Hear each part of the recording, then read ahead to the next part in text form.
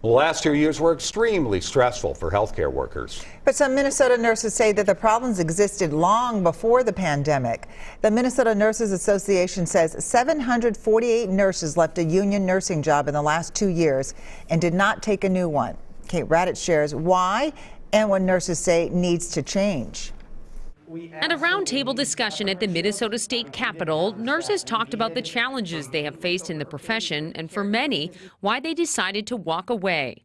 I escaped, literally escaped.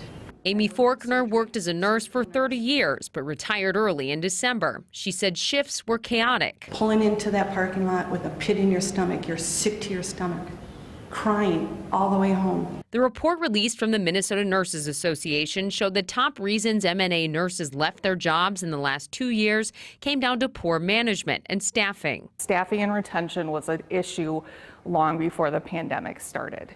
But the pandemic really laid bare all of these issues. Issues they say include a lack of support. I'm a single mom. Rachel Hanneman wanted to work different hours to help her young children with distance learning. She was told no. I was speechless at the time because they talk about how badly they need nurses. They were hiring travelers, and then I was told, no, you can't.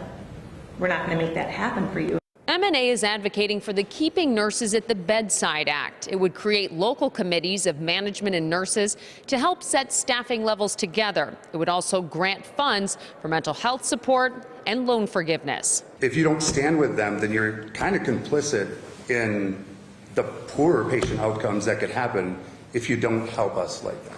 Kate Raddatz, WCCO 4 News. The report showed that 63% of nurses had considered leaving their job or their profession altogether.